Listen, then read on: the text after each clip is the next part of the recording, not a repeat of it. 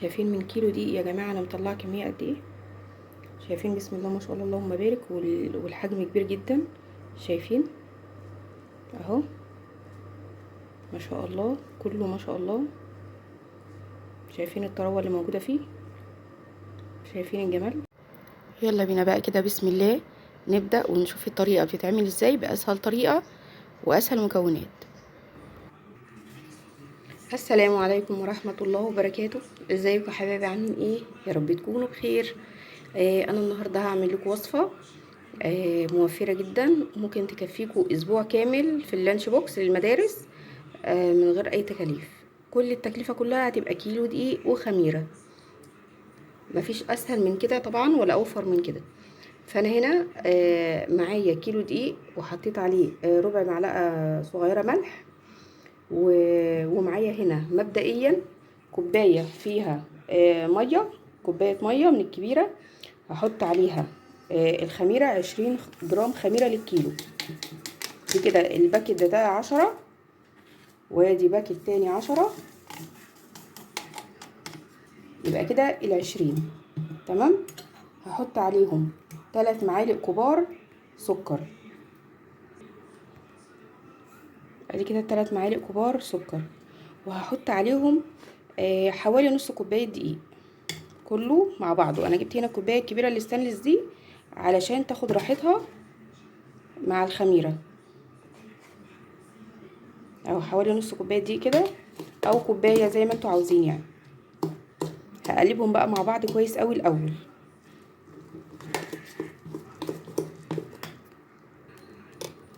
كده خلاص قلبتهم كويس قوي.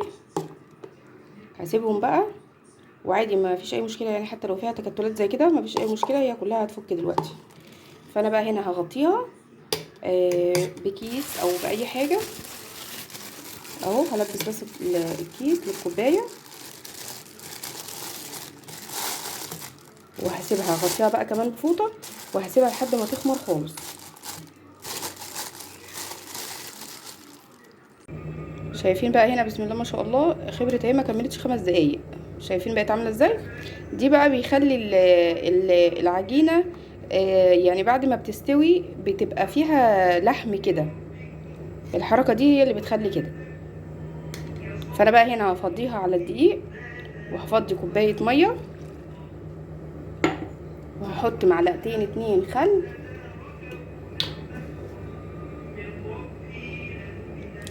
ادي معلقه ودي التانية.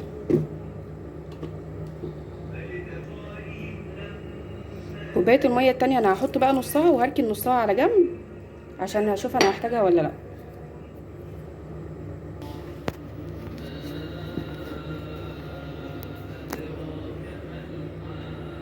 بنزل بقى كل الخليط ده كده. الخميره هي نشطه وبسم الله ما شاء الله زي الفل.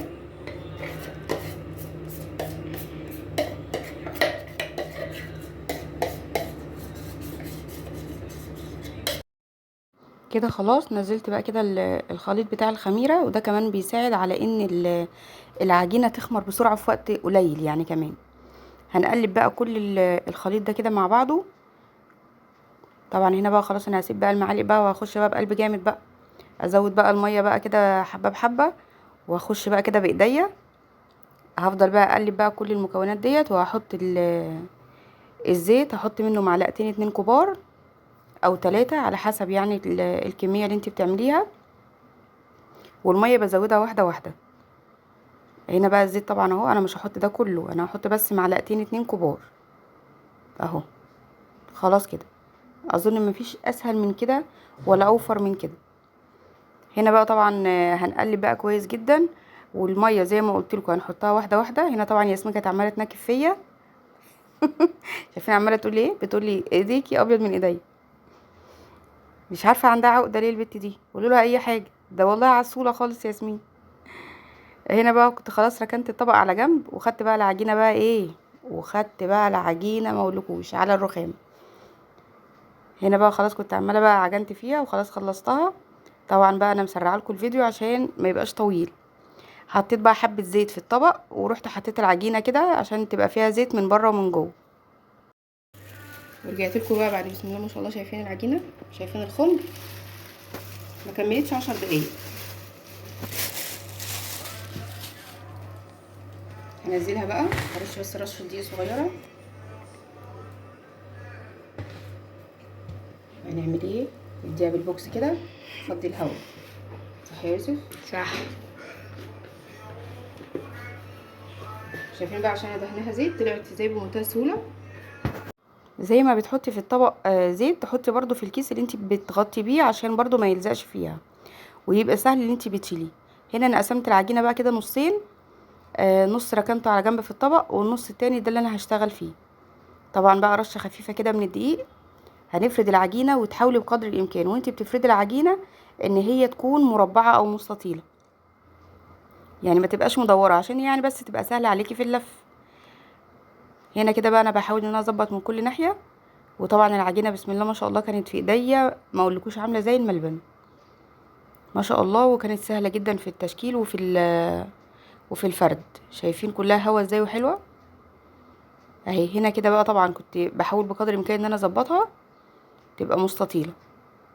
وبعد كده بتروحي بقى دهناها اي ماده دهنيه انت عاوزاها، بس يفضل يعني ان يكون زبده يعني او سمنه، عشان تدي طعم حلو بس في العجينه وما تخليش الرقات تلزق في بعضيها. هنا بقى طبعا بقى انا اللي عملت لكم الباتيه بكيس يا جماعه. شفتوا؟ اسهل حاجه، لا بالمعلقه بقى ولا باي حاجه. ايه رايكم؟ هنا بقى طبعا بتتني اول حرف على الجبنه، بتقفلي عليها كويس جدا بايديكي. طول بقى ما انت بتلفي اقفلي، ولازم تكوني شاده الرول كده، يعني ادمكيه كده بين ايديكي كده كويس علشان يبقى متساوي. طبعا بقى انا هقطع بقى هنا لحد كده عشان طبعا ما يبقاش تخين. وبتقيسي بقى وانت بتقطعي. شايفين انا هنا بقيس ب4 صوابع، فالاربع صوابع ده يعني كان حجمه حلو جدا. اظن انتوا شفتوه في اول الفيديو كان عامل ازاي. وهحطه بقى على القفله بتاعه الباتيه. انا بقفل كده حلو اهو، واروح حاطه القفله من تحت واظبط. وطبعا بقى انا مليت الصاغ بسم الله ما شاء الله. الكميه كانت حلوه جدا محترمه يعني. هغطيها بقى بكيس وهسيبها على ما اخلص الباقي. العجينه اللي كانت فاضله خدتها برضو قسمتها نصين، وعملت برضو النص باتيه تاني. يعني يعتبر ده ربع العجينه. المقدار اللي انا بعمله دلوقتي ده يعتبر الربع، يبقى التلات ارباع عملته زي ما انتم ما شايفين بنفس الطريقه بالجبنه. الربع الاخير عملته بقى ايه كرواسون كده. وبرضو نفس الحكايه، انتوا بعد ما بتفرديها مدوره بتدهنيها برضو سمنه، عشان انا نسيت ادهن السمنه او الزبده في الاول، فافتكرت بعد ما حطيت كمان الشوكولاته عليه.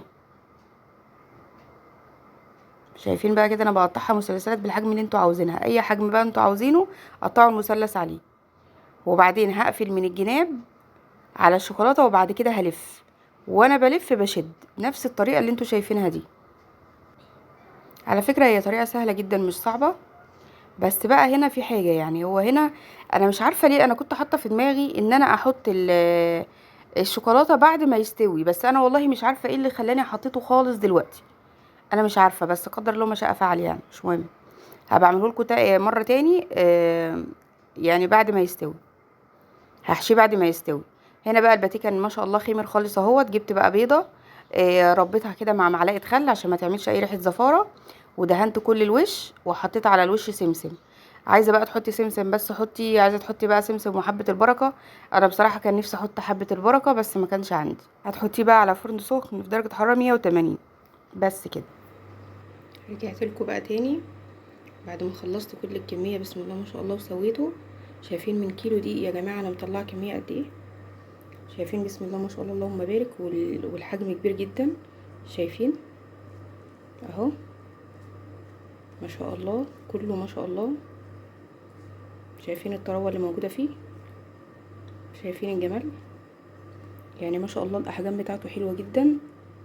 شايفين اهي اهي. شايفين التوريقات اهي. بسم الله ما شاء الله اللهم بارك. اللهم بارك. بألف هنا وشفا على ولادي وعلى ولاد المسلمين اجمعين. ايه رأيكم بقى في الكمية دي؟ ما شاء الله. اظن الخمسة من دي ب25 جنيه، يعني الواحدة ب5 جنيه في الفرن. شوفي انت بقى بكيلو دقيق ب20 جنيه وب3 جنيه خميرة، عملتي كمية قد ايه. يعني دي مش مكلفة، ولا فيها لبن ولا فيها بيض ولا فيها لبن بودرة ولا اي حاجة اهي، مفيش اي حاجة، وتحفة ومشبعة جدا وجميلة جدا وما شاء الله اللهم بارك. يعني كمية كبيرة. وادي كمان هياكلوا وهيحلوا بالكرواسون اللي انا عملته، وما شاء الله شايفين اهو. فرحي ولادك بأقل الامكانيات. ولو عجبتكم بقى الوصفة الحلوة دي اشتركوا في قناتي اللي ما اشتركش، ولايك وتعليق حلو، وقولوا لي ايه رايكم فيه وفي الكميه. وصلوا على الرسول، اللهم صل وسلم وبارك على سيدنا محمد. وادعوا يا جماعه لاهلنا في غزه، ربنا يفك كربهم يا رب وينصرهم يا رب، اللهم امين. وسدد خطاهم يا رب، اللهم امين يا رب العالمين. وبشكركم ومع الف سلامه.